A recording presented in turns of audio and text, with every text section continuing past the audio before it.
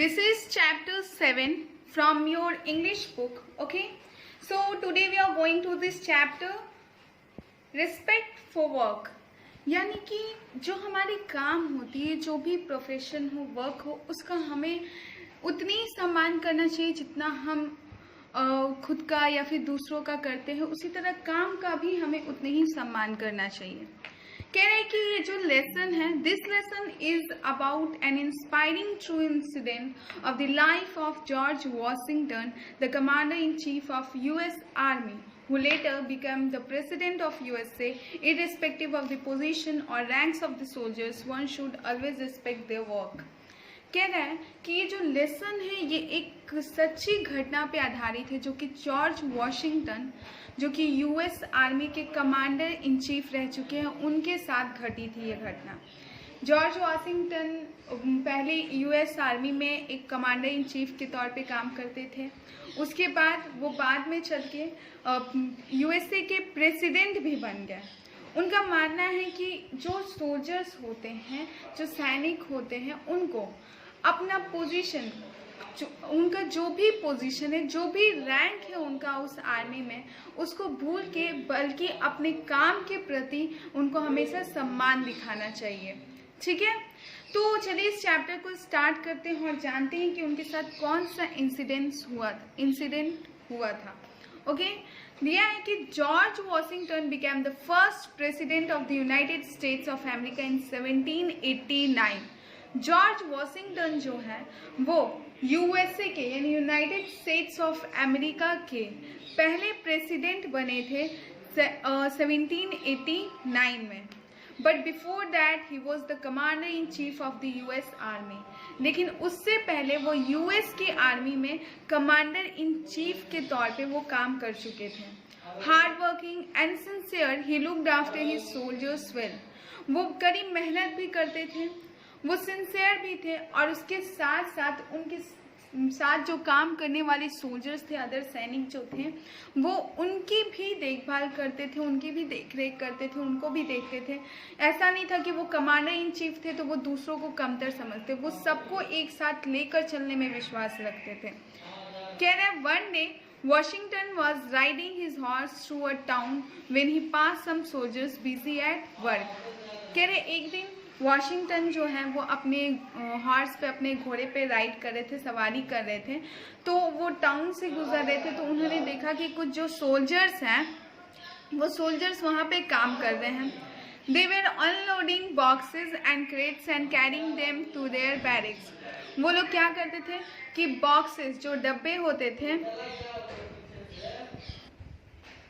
तो वो लोग क्या करते थे कि जो बॉक्सेस थे, बड़े बड़े डब्बे थे, और क्रेट्स जो थे उनको एक जगह से दूसरी जगह कैरी करते हुए ले जाते थे, उनको बैरिक्स में ले जाके रखते थे। एक कॉर्पोरल कहते हैं सीनियर ऑफिसर को, ठीक है, तो एक कॉर्पोरल था, वो खड़े होकर उनको देख रहा था अपने सोल्जर्स को कि वो काम कर रहे हैं। The load that the soldiers were carrying was heavy, और जो लोड था, जो बोझ वो लोग ढोए हुए थे सोल्जर्स, वो बहुत ही ज़्यादा हेवी था, बहुत ही ज़्यादा भारी था।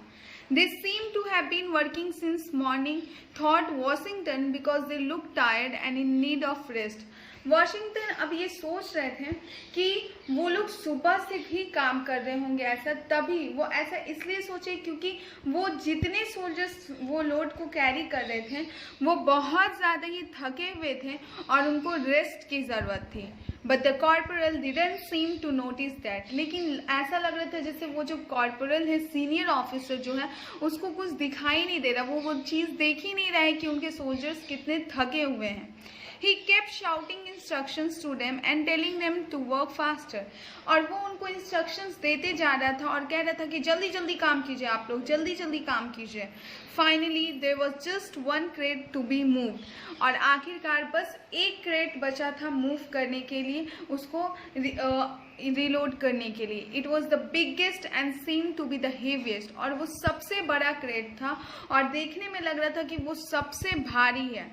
6 soldiers positioned themselves around the box and began lifting it. कह रहे 6 सोल्जर्स जो थे वो अपना पोजीशन रख लिए उस बॉक्स के चारों तरफ और उसको उठाना स्टार्ट किए। They managed to lift it off the ground but couldn't carry it more than a few steps. वो उठा तो लिए लेकिन कुछ कदमों के बाद वो उसको मतलब कैरी भी नहीं कर पा रहे थे, ढो भी नहीं पा रहे थे. They needed another person to lend them a hand. और उनको एक दूसरे आदमी की ज़रूरत थी जो उनकी हाथ बटा सके, उनकी मदद कर सके. Washington, who was not in uniform, called out to the corporal, "Sir, your soldiers seem to need an extra hand to lift the box. Why don't you help them?"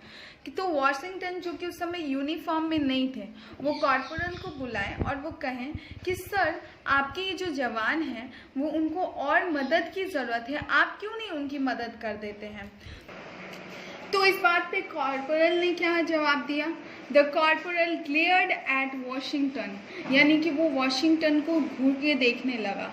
You obviously don't know anything about the army, or you would have known from my uniform that I am corporal, not an ordinary soldier. तो corporal उसको देख के उनको देखकर बोलने लगे, तुम तो कुछ भी नहीं जानते हो आर्मी के बारे में, और यू वुड हैव नोन, और तुमको मेरी यूनिफॉर्म से जान लेना चाहिए था कि मैं एक कॉर्पोरल हूँ, मैं कोई आम सोल्जर नहीं हूँ, मैं एक कॉर्पोरल हूँ, सीनियर ऑफिसर हूँ. This soldiers are under my command, और ये सोल्जर्स मेरे कमांड के अंदर हैं, यानी कि मैं उनको इंस्ट्रक्शंस देता हूँ और वो मुझे फॉलो करते हैं. It is their duty to do this work, और ये उनका ड्यूटी है कि वो ये काम करें. Why should I stoop to do this lowly job? मैं क्यों ये छोटा मोटा काम करूँ? It will be shameful if I am seen working with my subordinates. ये मेरे लिए बहुत शर्म की बात होगी कि मैं अपने इन subordinates यानी साथियों के साथ मैं यहाँ काम करूँगा. Because I am a head officer, I am a senior officer.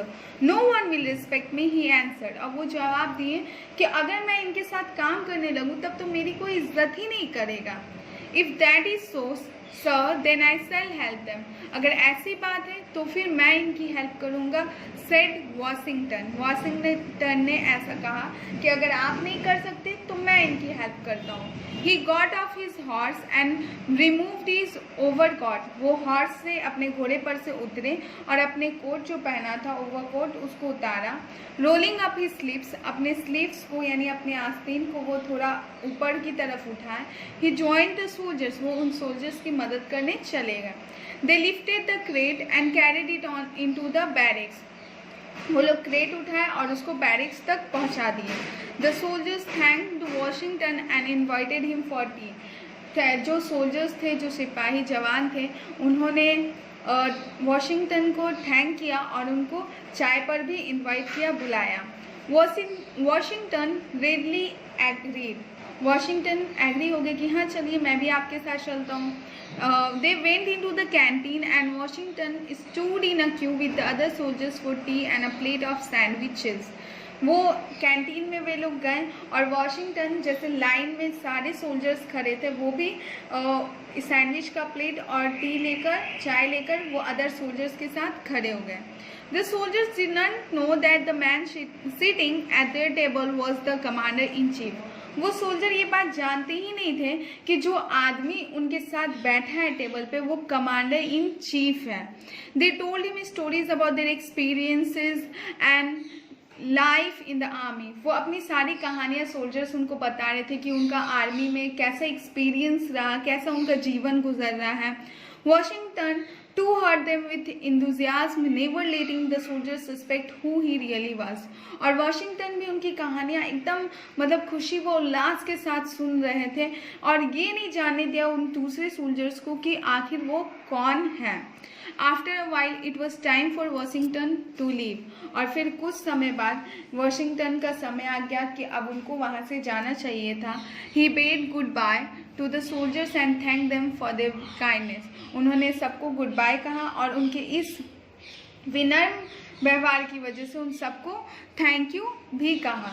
He then went in search of the corporal. फिर वो कॉर्पोरल को ढूंढने चले गए कि आखिर वो कहाँ है. He found him in his room. फिर वो देखी कि वो अपने रूम में है और खुद से चाय पी रहे हैं. Sir, why aren't you having tea with your soldiers? asked Washington. Washington पूछ रहे हैं कि क्यों नहीं आपने अपने सोल्जर्स के साथ, अपने जवानों के साथ चाय P. I do an important job in the army and command respect. What work do these soldiers do? It would be beneath my dignity to mingle with these workers. कह रहा है कि मैं एक बहुत ही इम्पॉर्टेंट खास काम करता हूँ इस आर्मी में और मेरा यहाँ पे इज्जत है। और ये सोल्जर्स क्या करते हैं, अगर मैं इनके साथ चाय पीने लग गया तो वो मेरी शान के खिलाफ होगा, शान के नीचे होगा, यानी कि मैं कमतर हो जाऊंगा। और that is why I didn't help them either, और यही कारण था कि मैंने उनकी मदद भी नहीं की। द कॉर्पोरल एक्सप्लेन, वो जो सीनियर ऑफिसर थे उन्होंने ये बात बताई कि यही कारण था, मैंने उनकी मदद भी नहीं की कि अगर मैं उनकी मदद करता तो शायद ये मेरे शान के खिलाफ था। वेरी वेल सर, तब वॉशिंगटन कहते बहुत अच्छी बात है, you may not want to lend a hand but if you और your soldiers need help then send for your commander in chief. वो कह रहे हैं आप तो खुद हाथ बटाएंगे नहीं काम में, आप चाहते ही नहीं हैं उनकी मदद करना, तो अगर कभी भी आपके सोल्जर्स को ज़रूरत होगी तो आप मुझे बुला लीजिएगा, उनके कमांडर इन चीफ को, वो हमेशा आएगा उनकी मदद करने के लिए। I shall be more than happy to comes, और मैं इससे बहुत ज़्यादा खुश होऊंगा कि मैं उनकी मदद कर सकूं। Saying this Washington road away on his horse, ये कहते हुए वॉशिंगटन अपने घोड़े पे बैठ के चले गए। The officer suddenly realized that he was talking to George Washington, but it was too late to make comments as his commander-in-chief had already ridden away. जो ऑफिसर थे, वो जो ऑफिसर कॉर्पोरल थे, उनको अचानक ये एहसास हुआ कि ये जो पर्सन था वो एक्चुअली में उनका कमांडर इन चीफ थे जॉर्ज वॉशिंगटन, और इससे पहले कि उनको अपनी गलती का एहसास होता, वो आप माफ़ी मांग सकते इस चीज़ के लिए, वो वहाँ से जा चुके थे। तो सो स्टूडेंट्स, आई होप आपको ये चैप्टर समझ में आया होगा कि ये चैप्टर में है कि किस तरह से हर इंसान को अपने काम के प्रति सम्मान दिखाना चाहिए और उनके साथ जो भी काम कर रहा है उसको हम नीचा नहीं समझना चाहिए, बल्कि वो सब एक हैं और एक वर्क कर रहे हैं अगर कोई, तो उन सब के लिए सब कोई बराबर होना चाहिए। तो स्टूडेंट्स, ये चैप्टर यहीं पे ख़त्म होता है। यहाँ पे वर्ड मीनिंग्स दिए हुए हैं, तो ये वर्ड मीनिंग्स आपको खुद से आपको अपनी कॉपी में राइट करना है, प्लस जो भी चैप्टर्स में डिफ़िकल्ट वर्ड्स हैं उनको फाइंड आउट करके अपनी कॉपी में उनके वर्ड मीनिंग्स राइट करने हैं। Okay, and you should send और it you will send it on your WhatsApp group, and you also have to do one more work, that you should do your book work in your book and send it on your WhatsApp group, and the question answers will be provided on your WhatsApp group. Thank you all of you.